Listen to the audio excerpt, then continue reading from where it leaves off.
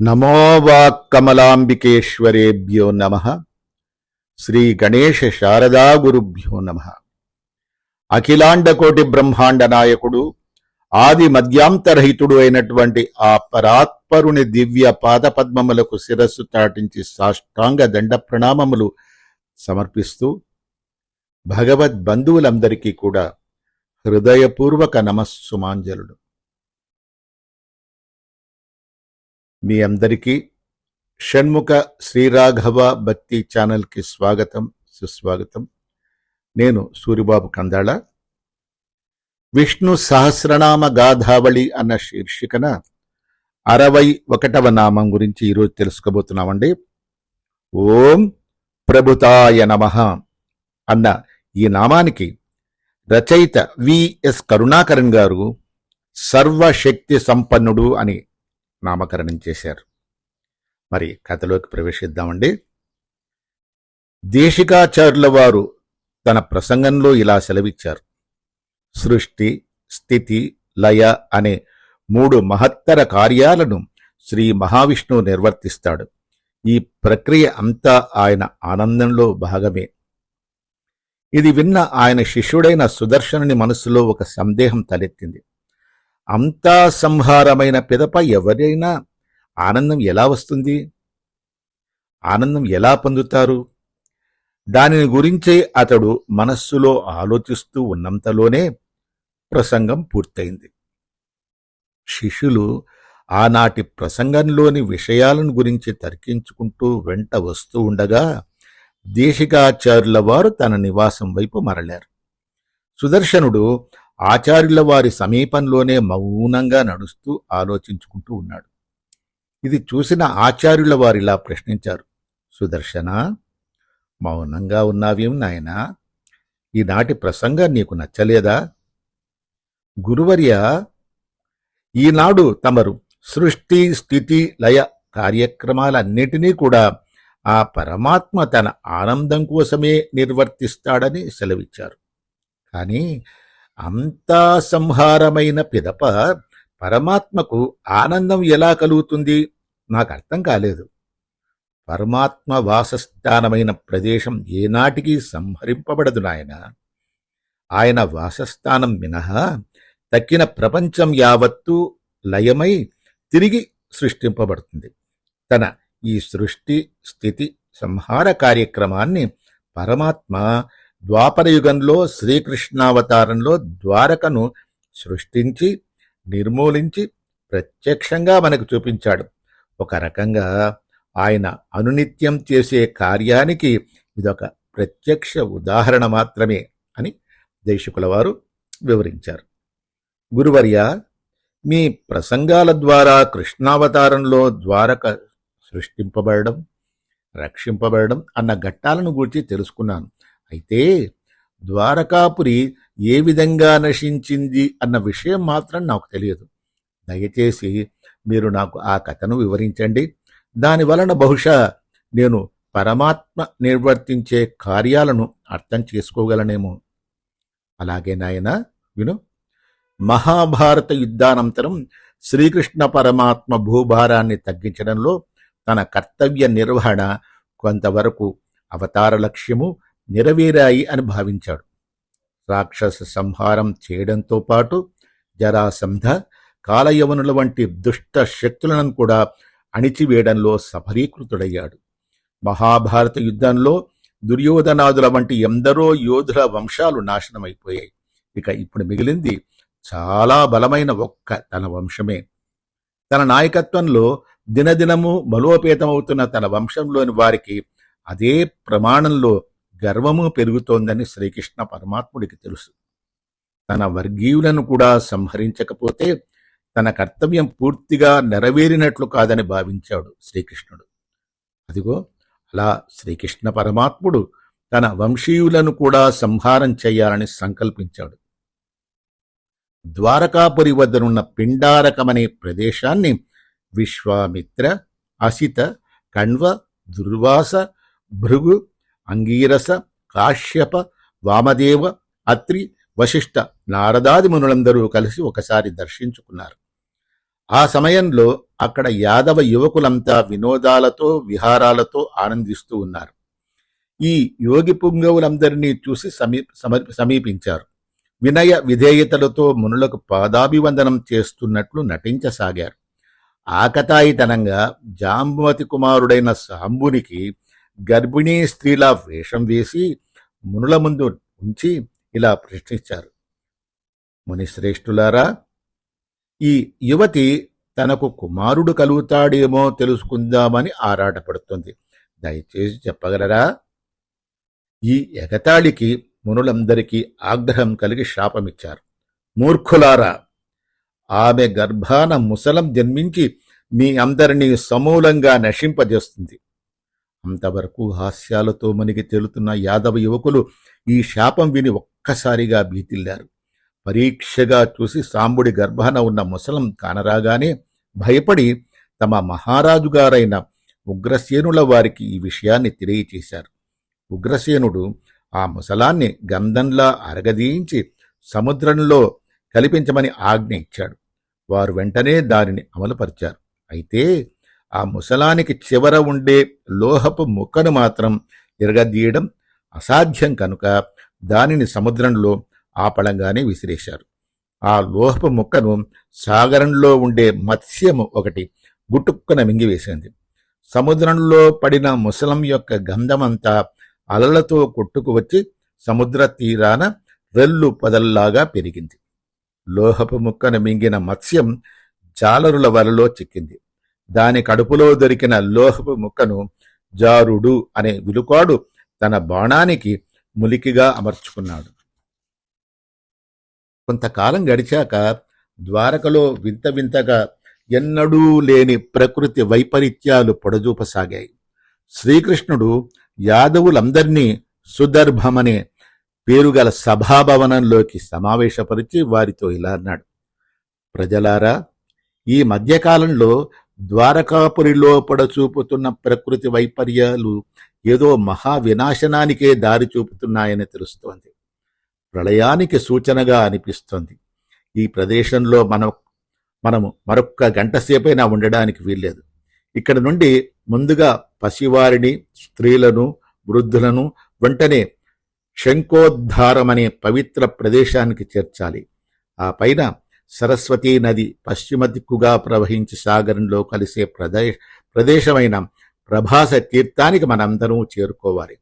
అక్కడ పుణ్య జలాలలో స్నానం ఆచరించి పవిత్రులమై ఉపవాస దీక్షను చేపట్టి దేవతారాధన ఆరంభిద్దాం. ఆ పైన విప్రవర్యులకు గోదానము, భూదానము, సువర్ణదానము, గజ, అశ్వ, రథాది దానాలను చేసి వారికి వసతి గృహాలను సమకూర్చుదాం. వీటన్నిటి వలన రాబోయే భయంకర వినాశనాన్ని తప్పక ఆపవచ్చునని భావిస్తూ ఉన్నాను. శ్రీకృష్ణుని వచనాలకు తమ ఆమోదాన్ని తెలిపి యాదవులంతా సముద్రాన్ని దాటి ప్రభాస తీర్థానికి చేరుకున్నారు. అంతా అనుకున్న ప్రకారం భక్తి శ్రద్ధలతో అన్ని కర్మలను ఆచరించారు. అయితే విధి ప్రకారం జరగవలసి ఉన్నట్లు వారంతా అక్కడ మైరేయకము అనే మాదక ద్రవ్యాన్ని గొంతు వరకు తాగి మత్తులో పడిపోయారు. అయితే మత్తులో పడిన యాదవుల మధ్యలో తమ తమ గొప్పలను, శ్రీకృష్ణుని మహిమలను కీర్తించుకుంటూ పోయారు. ఉండుండి వారి మధ్య కలహం తాగిన మైకంలో తలెత్తింది. ఒక్కసారి ఆగ్రహావేశాలకు లోనైన యాదవులంతా కత్తులతో, బాణాలతో, బల్యాలతో ఒకరినొకరు సాగర తీరంలో గాయపరుచుకోసాగారు. అది మరింత తీవ్రమైంది. ప్రద్యుమ్నుడు సాంబునితో తలపడ్డాడు. అక్రూరుడు భోజునితో, అనిరుద్ధుడు సాత్యకితో, సుభద్రుడు సంగ్రామజిత్తునితో, కృష్ణుని సోదరుడైన గదుడు కృష్ణుని కుమారుడైన గదునితో ముఖాముఖి తలబడ్డారు. ఒకరి పట్ల ఒకరి సంబంధ బాంధవ్యాలను విస్మరించి ఆజన్మ శత్రువుల్లాగా తలపడిన ఆ వీరుల మధ్య కలహం కాస్త భీషణ సంగ్రామంలా మారిపోయింది. ఆ సమకుల సమరంలో కొడుకులు తండ్రులపై కత్తినెత్తారు. అన్నదమ్ములు ఒకరినొకరు వధించుకున్నారు. మేనమామలు, అల్లుళ్ళు, తాతలు, మనుమలు, వారి వారి సంతానం అంతా ఒకరినొకరు పొడుచుకున్నారు. స్నేహితుల్ని బంధువులని, వారసుల్ని అంతమొందించుకున్నారు. తమ భేదం లేకుండా అందరూ మత్తులో పడి కక్షగా ఒకరితో ఒకరు అరివీర భయంకరుల్లాగా యుద్ధం చేశారు. సమయం గడిచేసరికి బాణాలు, బల్లాలు, బరిషలు, కత్తులు విరిగిపోయాయి.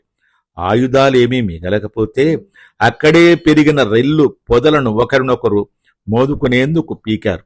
వారి చేతుల్లోకి వచ్చి వెర్లుదుబ్బ కాస్త లోహపు ముళ్ళలాగా వాడిగా మారిపోయింది. వాటితో యాదవులంతా ఒకరినొకరు రక్తాలు కారేలాగా గాయపరుచుకున్నారు. వారిని ఆపబోయిన బలరామకృష్ణులు కూడా యాదవుల కంటికి ఆ క్షణంలో శత్రువులలాగే కానవచ్చారంటే అతిశయోక్తి కాదు. మైకం కాస్త భయంకరమైన శత్రుత్వంగా మారి యాదవ కులమంతా సంహరించబడింది. శ్రీకృష్ణుడు మిగిలిన భూభారమంతా తగ్గినందుకు ఊపిరి పీల్చుకున్నాడు. ఆ సాగర తీరంలోనే బలరాముడు యోగ సమాధిలోకి ప్రవేశించాడు. అతడు మనుష్య శరీరాన్ని త్యజించాడు. అతనిలోని ఆదిశేషు అంశ బయటికి వచ్చి సముద్ర గర్భంలోనే కలిసిపోయింది. శ్రీకృష్ణుడు అక్కడ దగ్గరలోనే ఉన్న వటవృక్ష ఛాయలో తన దైవాంశ రూపంతో, చతుర్భుజాలతో, వాటిలోని దివ్య ఆయుధాలతో తన పాదాలను కాస్త పైకి పెట్టి విశ్రమించాడు. తన బాణానికి మత్స్య గర్భం నుండి దొరికిన లోహంతో ములికిని పెట్టుకున్న జారుడు అనే విలుకాడు దూరం నుండి శ్రీకృష్ణుల వారి చరణాలను చూసి లేడిపిల్ల ముఖమనుకొని బాణాన్ని విడిచాడు. గురి తప్పలేదు. బాణం వచ్చి శ్రీకృష్ణుని గాయపరిచింది. జారుడు అక్కడ చేరుకొని జరిగిన దానికి ఘోర పశ్చాత్తాపాన్ని వెలిబుచ్చాడు. శ్రీకృష్ణుడు విలుకాడి తప్పిదాన్ని మన్నించి తన దివ్య ధామానికి చేరుకున్నాడు. శ్రీకృష్ణుడు తన రథసారథైన దారుకునితో జరిగిన వృత్తాంతం యావత్తు ద్వారకలో తెలియజేసే భారాన్ని అప్పగించాడు. దారుకుడు ఉగ్రసేనునికి, వసుదేవునితో పాటు తక్కిన వారందరికీ అంతా ధ్వంసం కావడంతో పాటు యాదవ కులంలో ఉద్భవించిన ముసలం కారణంగా జరిగిన సంహారాన్ని తెలియచేశాడు. ఉగ్రసేనాదులు దుఃఖాన్ని పట్టలేకపోయారు. ద్వారకాపురిని వదిలి ప్రభాస తీర్థానికి చేరిన యాదవ మహిళలంతా చితిలో పడి ఆత్మాహుతి చేసుకున్నారు. శ్రీకృష్ణుని భార్యలు వియోగాన్ని భరించలేక ఆయన నామస్మరణ చేస్తూనే అగ్నిగుండాన ప్రవేశించారు. దేవకీ వసుదేవులు దుఃఖంతోనే మరణించారు. క్షణాలలో ద్వారకాపురిని సముద్రం తనలోనే కలుపుకుంది. కేవలం శ్రీకృష్ణుల వారి భవనం మాత్రం మిగిలింది. కనుక నాయనా సుదర్శన, కేవలం ఆ పరమాత్ముని యొక్క నివాస స్థానమైన పరమధామం మాత్రమే మిగిలి ఉంటుంది. అదే ఆయన విశేషం. ప్రభుతాయ శబ్దం నిరుక్తిలో ఇలా వర్ణింపబడింది. భోగోపకరణం నిత్యం నిర్మర్యాదం పరంపదం యస్యతేన సమృద్ధత్వాత్ ప్రభూత ఇది కథ్యతే. రండి భగవద్బంధువులారా, అందరము కూడా భక్తిగా ఓం ప్రభుతాయ నమః, ఓం ప్రభుతాయ నమః, ఓం ప్రభుతాయ నమః అనే నామాన్ని జపిద్దాం. ప్రకృతి వైపరీత్యాలకు, జల ప్రళయాలను ఆపడానికి మంత్రోచ్చారణ మహిమాన్వితమైనది. ఈరోజు మనందరము కూడా మన కంటి ఎదురుగా జరుగుతున్నటువంటి యుద్ధాన్ని వీక్షిస్తూ ఉన్నాం. ఆ యుద్ధం సమసిపోయి అందరూ కూడా హాయిగా ఉండేలా అనుగ్రహించమని ఆ పరంధాముడైనటువంటి శ్రీకృష్ణ పరమాత్మని ప్రార్థిద్దాం. లోకా సమస్తా సుఖినో భవంతు అని మనం ఒక్కసారి ప్రార్థిద్దాం. మరి ఒక్కసారి ఓం ప్రభుతాయ నమః అని చెప్పిద్దాం. ఇక ప్రతిరోజు మనం చెప్పుకునే ఒక చిన్న కథ శ్రీ శ్రీ శ్రీ విద్యా ప్రకాశానంద స్వామి వారు అందించిన ఒక కథ చెప్పుకుందామండి. ఇది యక్ష ప్రశ్న కథ. అది మహాభారత కాలం. పాండవులు అరణ్యవాసం చేచుండు ఉన్నటై సమయం. ఒకనాడు ధర్మరాజునకు దాహం కలుగగా భీముని పిలిచిన ఆయన, సమీపంలో ఒక చక్కటి సరోవరం కలదు, దానిలో నిర్మలమైన జలమున్నది, నాకు దాహం కలుగుతుంది, ఇదిగో ఈ పాత్ర తీసుకుని వెళ్ళి ఆ నిర్మల జలం తీసుకునిరా అని చెప్పి పంపించారు. అగ్రజుని వాక్యమును శిరసా వహించి భీముడు ఆ పాత్రను తీసుకొని సరస్సు వద్దకు వెళ్ళగా అచట ఒక యక్షుడు కానవించను. భీముడు సరస్సు నుండి జలమును గైకొనబోవుచుండగా ఆ యక్షుడు అతనిని వారించి ఈ ప్రకారంగా హెచ్చరించాడు. ఓయి, ఇది నాకు చెందిన సరోవరం, నా అనుమతి లేకుండా ఇంకెవరూ కూడా ముట్టరాదు. నేను కొన్ని ప్రశ్నలు అడుగుతాను, దానికి సమాధానం చెప్పినచో సరోవరము నుండి నీవు నీరు తీసుకుని వెళ్ళవచ్చును అని చెప్పగా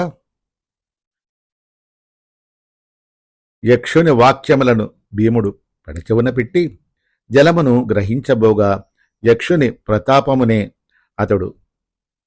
ఆ ప్రతాపముచే అతడు కిందపడి మూర్ఛపోయాడు.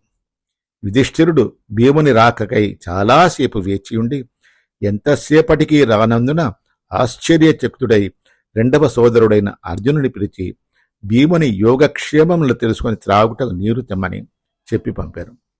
అర్జునుడు సరస్సు వద్ద ఎగగా మునుపటి వలనే అచట ఉన్న యక్షుడు అతనిని అడ్డుపెట్టి తానడుగు ప్రశ్నలకు జవాబు చెప్పిన గాని నీరుని తాకనివ్వను అని చెప్పినచో మర్యాదగా నా సమాధానం చెబితే నా ప్రశ్నలకి నీకు నీళ్ళిచ్చేదను అని చెప్పి యక్షుడు చెప్పగా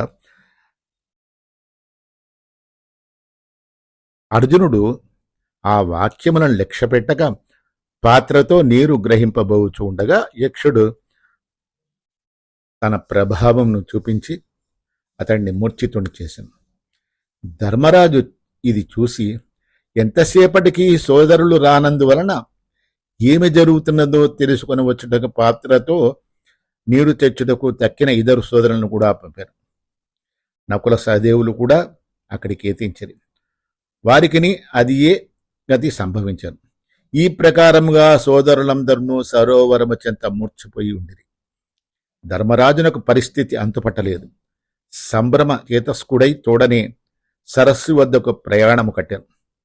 జలాశయమును సమీపించగానే అతట ఒక యక్షుడు ఉండుటయు నలుగురు సోదరులు కిందబడి మూర్ఛపోయి ఉంటయు గమనించాను.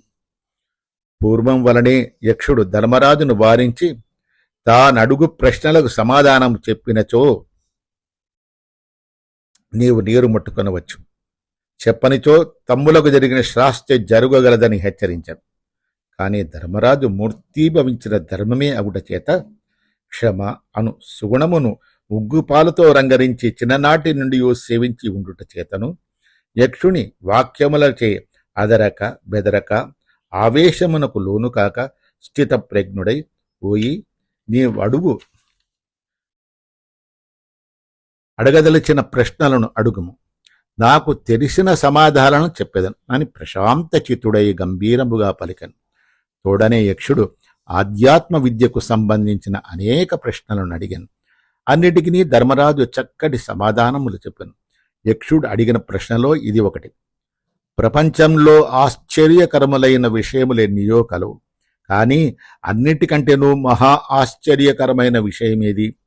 అందులకు పాండవాగ్రజుడు ఈ ప్రకారముగా సమాధానమొసంగను. అహన్యహాని భూతాని గచ్చంతీహ యమాలయం శేషా స్థావరమిచ్చంతి యమాశ్చర్య మతం వరహ నతః వరహ. ప్రతిరోజు అనేక మంది యమసదనమునకు పోవుచున్నారు, కానీ తక్కినవారు మేము మాత్రం ఇచటనే స్థిరముగా నుందుము అని భావించు ఉందరు. ఇది అన్నిటికంటే పరమ ఆశ్చర్యకరమైనది. మరొక్క మారు శ్లోకమండి. అహన్యహాని భూతాని గచ్చంతీహ యమాలయం శేషా స్థావరమిచ్చంతి కిమాశ్చర్య మత వరం. ఇదండి మనిషి యొక్క ఆలోచన విధానం. ఈ ప్రకారముగా ధర్మరాజు చెప్పిన వివిధ ప్రత్యుత్తరములను సావధానముగా ఆకర్ణించి యక్షుడు పరమానందభరితుడై ధర్మరాజునకు నీరు గొనుకొనుటకు అనుజ్ఞ ఇచ్చుటయే కాక తక్కిన నలుగురు మూర్ఛ నుండి లేచి అతని వెంట పంపెను. వారందరికీ తన ఆశీస్సులను అందించెను. ఈ కథలో, చిన్న కథలో నీతి, ధర్మరాజు యొక్క అనుపమ బోధను ఆలకించి జనులు విజ్ఞత కలవారై శరీరము క్షణికమని నమ్మి అది ఏనాటికైనను విలయమైపోవునని నిశ్చయించి శాశ్వత పరమాత్మ యొక్క సాక్షాత్కారము కొరకై అహర్నిశములు గొప్ప ప్రయత్నమును ఆచరించి తరించవలయునని శ్రీ శ్రీ శ్రీ విద్యాప్రకాశానంద స్వామి వారు ఈ చిన్న కథలో మనకి గొప్ప నీతిని అందించారండి. వారి పాదపద్మములకు శిరస్సు తాటించి సాష్టాంగ దండ ప్రణామం సమర్పిస్తూ మరి సెలవు తీసుకుంటానండి.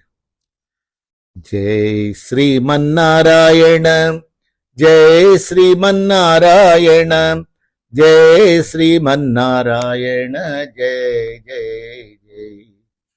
జై శ్రీమన్నారాయణ, జై శ్రీమన్నారాయణ, జై శ్రీమన్నారాయణ, జై జై జై. జై శ్రీమన్నారాయణ, జై శ్రీమన్నారాయణ, జై శ్రీమన్నారాయణ, జై జై జై. జై శ్రీమన్నారాయణ.